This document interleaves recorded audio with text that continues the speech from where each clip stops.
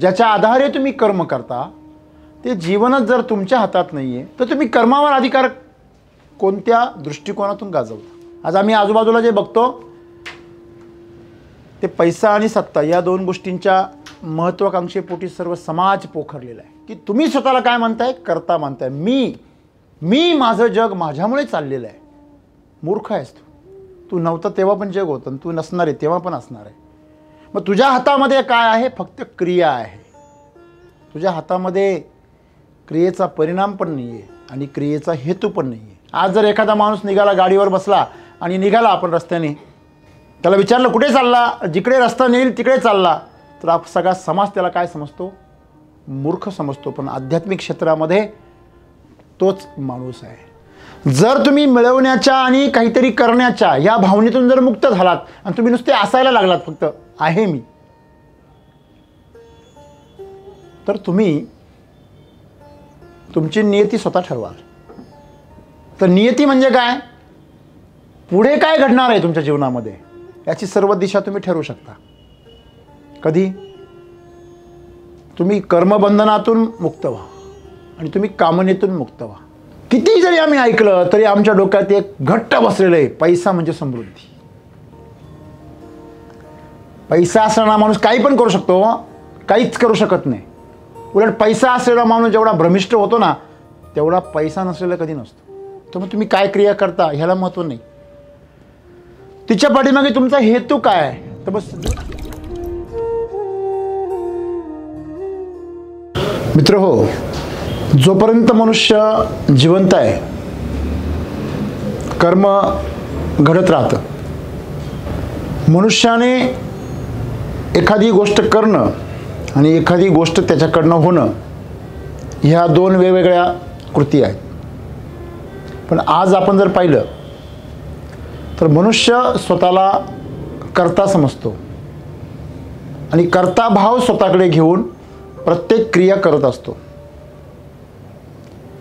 जेव्हा तो स्वतःला कर्ता समजतो तेव्हा तो स्वतःच्या जीवनाचा स्वतःला नियंता समजत असतो. आता जीवन जे आहे हे ना त्याने स्वतः निर्माण केलेलं आहे ना तो स्वतः नष्ट करू शकतो. जे जीवन त्याला मिळालेलं आहे ते जीवनच मुळात त्याचं स्वतःचं नाही आहे आणि ते त्याच्या नियंत्रणामध्ये नाही आहे.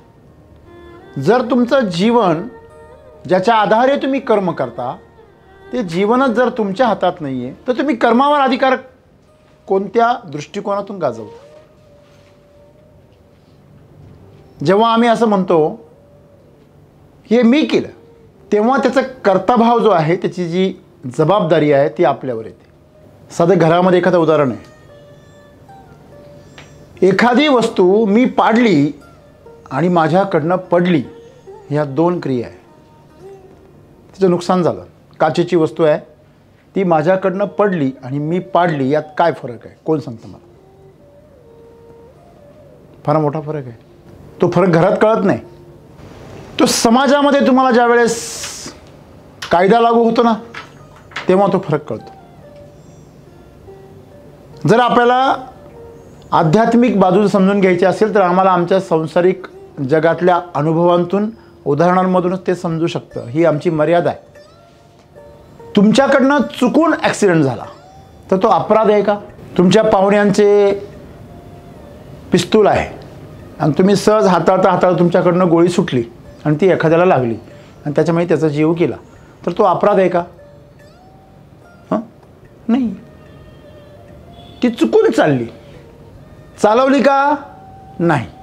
ती चुकून चालली. घटना घडली. मी त्या घटनेचा एक काय आहे? भाग आहे. मी घटनेचा घडवणारा नाही आहे. त्याची कोर्टामध्ये काय होती? सुटका होती. पण जर मी मारली असं असेल तर मग मात्र तो गुन्हा आहे.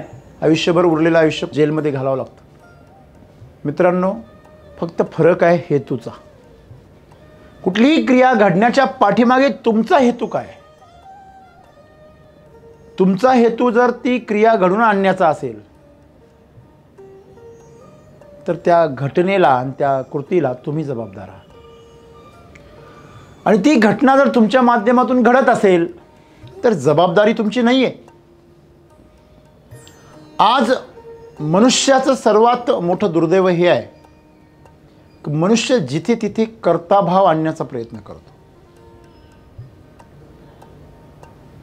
प्रत्येक ठिकाणी जेव्हा काहीतरी चांगलं होतं, काहीतरी यश मिळतं, काहीतरी नवीन निर्माण होतं, त्यावेळेस माणसं म्हणतात हे मी केलं, हे माझ्यामुळं झालं. आणि जेव्हा तीच घटना विरुद्ध दिशेने घडते तेव्हा माणसं काय म्हणतात, हे मी केलंच नाही. सर्व अपराधी काय म्हणतात, हा गुन्हा मी केलेलाच नाही. त्यावेळेस त्यांचा कर्ताभाव कुठे जातो? त्यांचा कर्ताभाव अहंकाराच्या पाठीमागे जाऊन लपतो आणि त्यांची बुद्धीला पुढे करतो स्वतःचा बचाव करण्यासाठी. अशा वेळेस आपली बुद्धी वकील बनते आणि तो मी नव्हेच या भूमिकेमध्ये जाते. आणि जेव्हा श्रेय घ्यायचं असतं तेव्हा तो मीच, तुम्ही ज्याला शोधताय तो मीच आहे, अशा भूमिकेमध्ये समोर प्रगट होते. मित्रांनो, आज सद्गुरू आम्हाला त्याच भूमिकेतून सांगताय, तुम्ही कुठलीही गोष्ट जीवनामध्ये मिळवण्यापासून किंवा करण्यापासून स्वतःला काय केलं पाहिजे, वाचवलं पाहिजे, स्वतःला बाजूला ठेवलं पाहिजे. आणि तुम्ही प्राधान्य कशाला दिलं बसले की तुमचं जे आसनं आहे त्याला प्राधान्य दिलं पाहिजे. आता माणसाला हे कळत नाही. सामान्य माणसं म्हणतात आसनं म्हणजे काय, साक्षी असणं. साक्षीदार हा घटनेच्या समोर असतो पण घटनेत सहभागी होत नाही.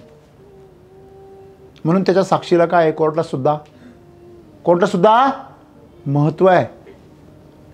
पण लक्षात ठेवा, साक्षीदार गुन्ह्यात सहभागी होता का अशी पण बाजू असते. म्हणजे काय, तो जो साक्षीदार आहे तो म्हणजे आपण आहोत, आपलं जीवन आहे, आपलं अंतःकरण आहे, आपला प्राण आहे, आपलं जीव आहे, आत्मा आहे. आणि जी घटना आहे ती शरीराच्या आणि मनाच्या पातळीवर घडते, भौतिक पातळीवर घडते. आता तुम्ही म्हणाल मग ह्याच्यामध्ये काय वेगळं आहे? ह्याच्यामध्ये वेगळं असं आहे, ज्या वेळेस आपण एखादी गोष्ट करतो तिच्या करण्यापाठीमागे काहीतरी मिळवण्याचा हेतू असतो, ज्याला आम्ही कामना म्हणतो. काहीतरी भोगण्याचा हेतू असतो, त्याला आम्ही वासना म्हणतो. हे तुमची इच्छा त्याच्या पाठीमागे दडलेली असते आणि मग कृती घडते. तिलाच महत्वाकांक्षा असं म्हणतात. एखादी अशी आकांक्षा जी तुमच्यासाठी एवढी महत्त्वाची आहे की त्यासाठी तुम्ही काहीही करू शकता, त्याला महत्वाकांक्षा असं म्हणतात. आणि महत्वाकांक्षा म्हणजेच ॲम्बिशन असलेली जी लोक असतात ती झपाटलेल्या माणसासारखी एकाच दिशेने धावत असतात. मग त्यांना घर मिळवायचं असतं, त्यांना करिअर करायचं असतं, त्यांना पद मिळवायचं असतं, त्यांना प्रतिष्ठा मिळवायची असते. ही महत्वाकांक्षा आहे. महत्वाकांक्षा काही पण असू शकते. एखाद्याची महत्वाकांक्षा बदला घेण्याची पण असते. एखाद्याची महत्वाकांक्षा पद मिळवण्याची असते. एखाद्याची महत्वाकांक्षा सत्ता मिळवण्याची महत्वाकांक्षा तर सगळ्यात भयंकर असते. आज आम्ही आजूबाजूला जे बघतो ते पैसा आणि सत्ता या दोन गोष्टींच्या महत्वाकांक्षेपोटी सर्व समाज पोखरलेला आहे. आणि म्हणून सद्गुरू काय सांगता की जरा मागे वळा. ज्यावेळेस अर्जुन म्हटला की अरे हे सखा, मी लढू नाही शकत रे, मी कसं हे धनुष्य कसं उचलू आणि कसा बाण चालू माझ्या नातेवाईकांवरती, ज्यांच्याबरोबर मी लहानपणी खेळलो, माझ्या भावंडांमध्ये ज्यांच्याबरोबर मी प्रशिक्षण घेतलं, अस्त्रशस्त्रांचं ज्यांच्या खांद्याला खांदा लावून मी बाण चालवायला शिकलो, ज्यांनी मला मार्गदर्शन केलं ते माझे गुरु, ज्यांच्या मांडीवर खेळलो ते माझे आजोबा, माझे चुलते, माझे सगळे नातलग, आणि मी त्यांच्यावर बाण चालू असं तू म्हणतोस. मग कृष्णाला सगळी गीता सांगावी लागली. अरे वेड्या, तू बाण चालवत नाहीयेस, तुला जन्म देणारा पण मी आहे, त्यांना जन्म देणारा पण मी आहे, आणि तुझ्याकडनं बाण चालून घेणारा पण मी आहे. फक्त मला हे बघायचं आहे तू किती निरपेक्षपणे ते कृत्य करतो. तू माझी जी नियती आहे तिला तू जर प्रमाण मानत असेल आणि त्याप्रमाणे तू जर जगत असशील तर तू मुक्त आहे. पण तू जर हेतू ठेवून जर उभा राहिला असशील तर तू बद्ध आहे. पाण्यामध्ये बुडणारी माणसं पाण्याला पकडण्याचा प्रयत्न करता म्हणून बोलता, आणि पोहणारी माणसं पाण्यापासून स्वतःला वेगळं ठेवता, त्याच्यावर तरंगता. ज्याला वाचायचं आहे तो तरंगतो आणि ज्याला बुडायचं आहे तो पकडतो. जेव्हा तुम्ही वेळेला पकडून ठेवायचा प्रयत्न करता, तुमच्या तारुण्याला पकडून ठेवायचा प्रयत्न करता, जेव्हा तुमच्या पैशांना पकडून ठेवायचा प्रयत्न करता, पदाला पकडून ठेवायचा प्रयत्न करता, तुमच्या प्रतिष्ठेला पकडून ठेवायचा प्रयत्न करता, तुम्ही कशाला पण जी वस्तू गतिमान आहे तिला पकडून ठेवायचा प्रयत्न करता, तर तुमचे हात काचणार आहे. जसं एखादं मोठं दावं जे आहे हातामधून ज्यावेळेस तुमच्या निसटतं आणि ते गतिमान होतं आणि तुम्ही त्याला दाबण्याचा प्रयत्न करता त्यावेळेस तुमच्या हाताचं साल्टं काढतात.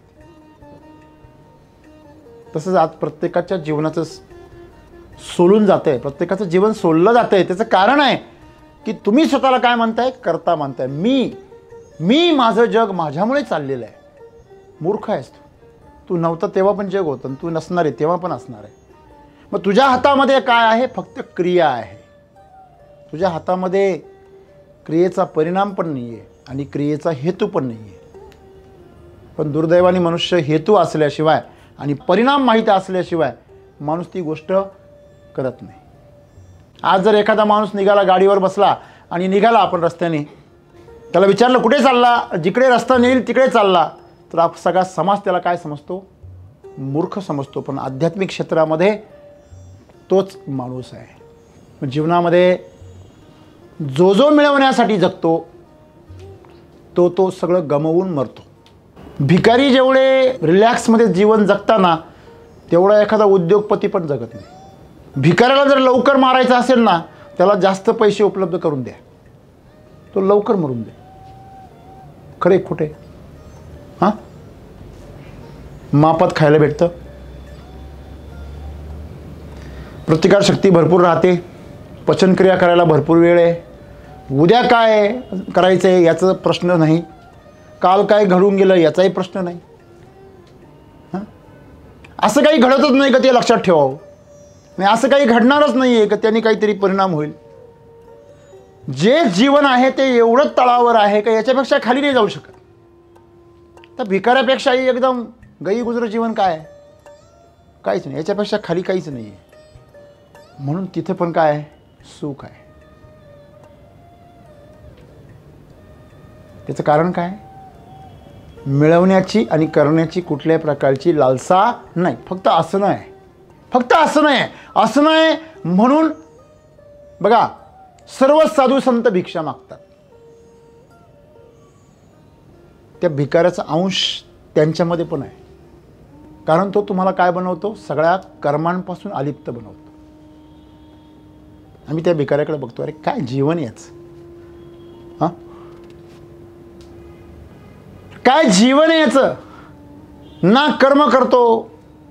आम्ही पण म्हणतो, अरे म्हणजे माझ्यासारख्या पण कधी कधी वाटतं, माझ्या शेतावरती कामाला ये ना, तू दिवसभर जेवढं पैसे जमा करतो भीक मागून त्याच्यापेक्षा जास्त मिळेल. भिकारी येणार नाही, तुम्ही प्रयत्न करून पहा, तर तुमचं प्रपोजल झिडकारून देईल. कारण एक प्रकारचं वैराग्य त्याच्यामध्ये प्राप्त झालेलं असतं. मित्रांनो, ह्याच्या पुढे जाऊन सद्गुरू आम्हाला असं म्हणतात, जर तुम्ही मिळवण्याच्या आणि काहीतरी करण्याच्या या भावनेतून जर मुक्त झालात आणि तुम्ही नुसते असायला लागलात फक्त आहे मी, तर तुम्ही तुमची नियती स्वतः ठरवाल. तर नियती म्हणजे काय, पुढे काय घडणार आहे तुमच्या जीवनामध्ये याची सर्व दिशा तुम्ही ठरवू शकता. कधी तुम्ही कर्मबंधनातून मुक्त व्हा आणि तुम्ही कामनेतून मुक्त व्हा. आता जर आत्ताच्या पिढीला जर तुम्ही असं सांगितलं की बाबा पगाराची अपेक्षा ठेवू नको, फक्त काम कर, तो म्हणतो नाही सर, त्या दुसऱ्या कंपनीत जरा जास्त पगार आहे. किती जरी आम्ही ऐकलं तरी आमच्या डोक्यात एक घट्ट बसलेलं आहे, पैसा म्हणजे समृद्धी. पैसा असणारा माणूस काही पण करू शकतो, काहीच करू शकत नाही. उलट पैसा असलेला माणूस जेवढा भ्रमिष्ट होतो ना, तेवढा पैसा नसलेला कधी नसतो.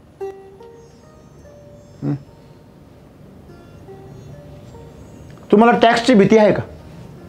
हॅलो, गव्हर्नमेंट किती टॅक्स कापतं याची भीती आहे का तुम्हाला? का नाही? Because you are not a tax payer. जेव्हा तुम्ही जास्त पगार तुम्हाला मिळायला लागेल, ₹1,00,000 ₹2,00,000, तेव्हा तुम्हाला कळेल टॅक्स काय भानगड आहे. जेव्हा तुमच्या कमाईचा 30% 25% हिस्सा ज्यावेळेस कापून नेला जातो तुमच्या डोळ्या देखत, तेव्हा तुम्हाला काय वाटतं ते तेव्हा कळतं.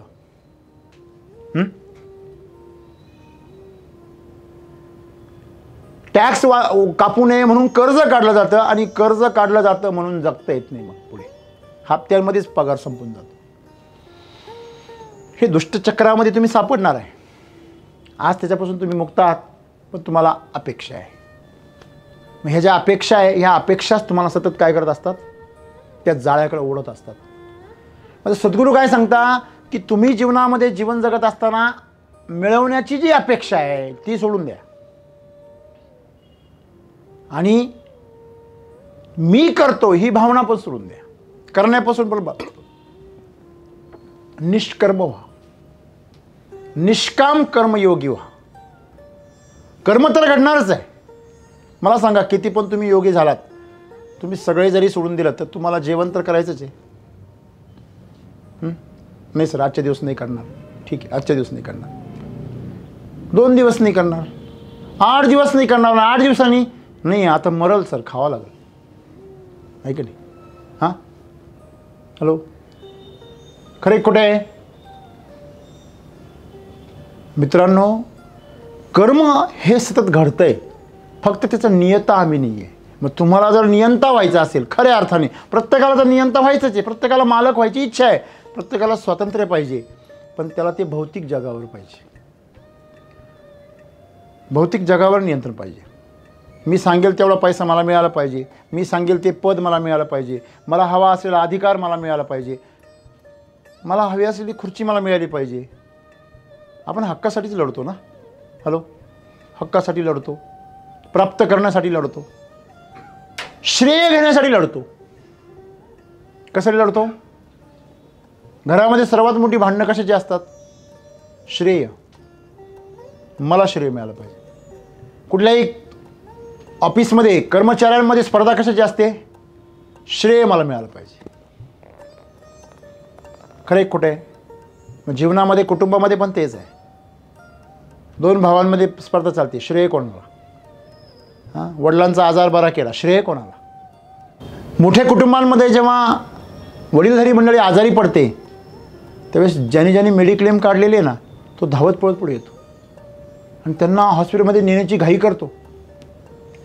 त्याला ते बरे होण्याशी फार इच्छुकता नसते, त्याला त्याचा मेडिक्लेम त्याला मंजूर करून घ्यायचा असतो. मुदत संपत आली, वाया जाईल, वापरून घ्या. आणि गरज नसताना ऑपरेशन्स करण्याचे शेकडो प्रकार बघायला आज मिळतात. मी एका मित्राला म्हटलं, अरे तुझ्या वडिलांचं ब्लॉकेज जे आहे ते फार काही गंभीर नाही आहे. नाही म्हणजे सर, मी मेडिक्लेम काढलेलं आहे. म्हटलं ठीक आहे, पण नको करू त्यांचं बायपास. थोडंसं व्यायाम, प्राणायाम, तूप वगैरे खाल्लं तर ते क्लिअर होतील. माधवबागमध्ये जा.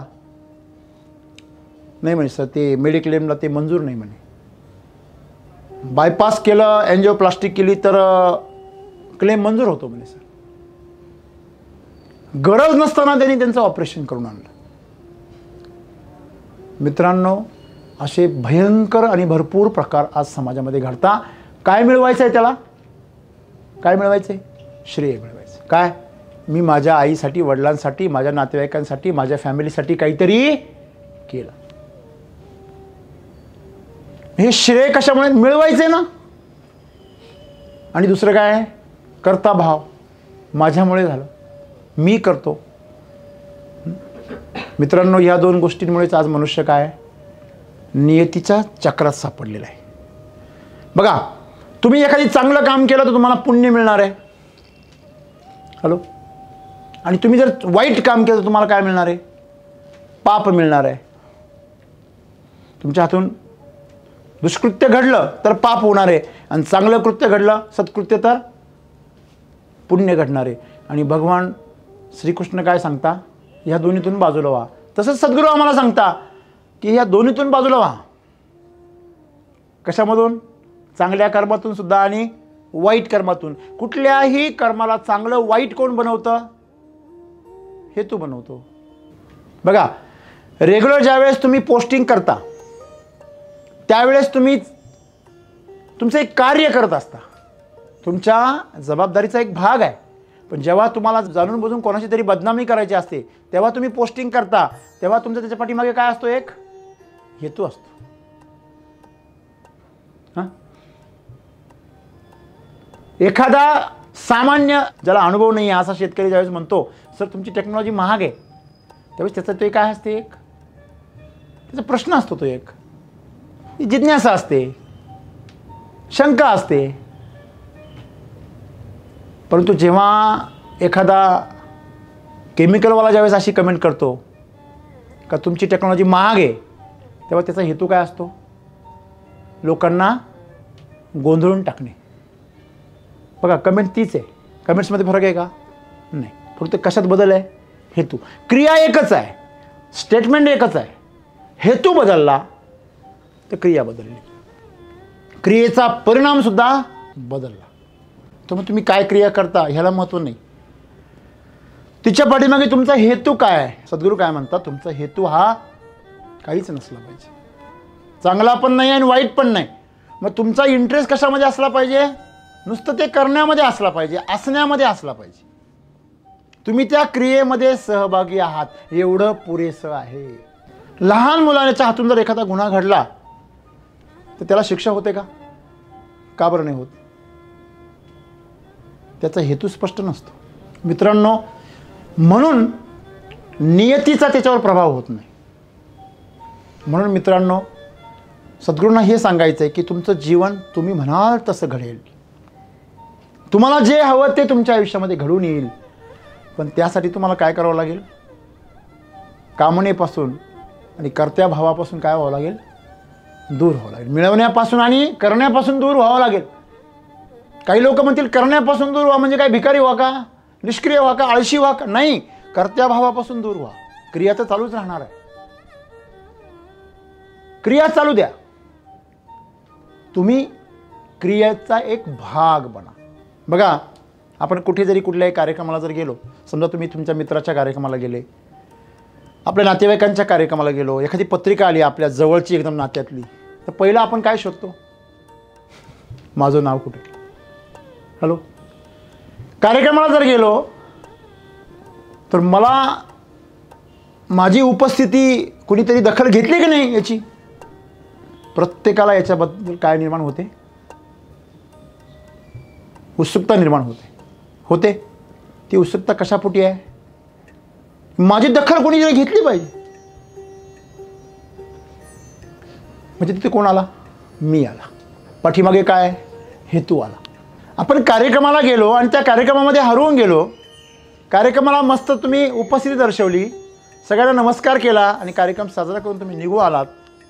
तुम्हाला आदर मिळाला नाही मिळाला, तुमची दखल घेतली गेली नाही घेतली गेली, तुम्हाला त्याची काही चिंता नाही आहे. अशा माणसाला लोक बावळट म्हणतात. का? कारण सगळ्यांना महत्त्वाकांक्षा आहे. मग ज्याला नाही येतो बावळट ठरतो.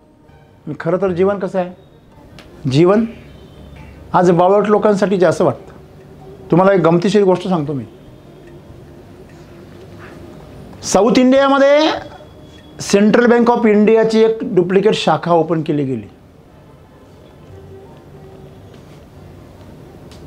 हां, हॅलो. आजच्या काळामध्ये टेक्नॉलॉजीच्या युगामध्ये चक्क एक काय उघडली? फ्रॉड लोकांनी एक शाखा उघडली आणि ती चालली. हॅलो. आणि ते पकडले कशामुळे गेले माहिती तुम्हाला? त्यांचं डिसेंट बिहेवियर म्हणजे काय? त्यांची सभ्य वागणूक बघून शंका आली लोकांना.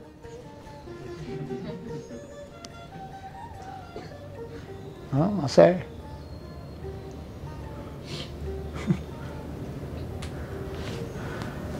अंधेर नगरी काना राजा, ऐसा है.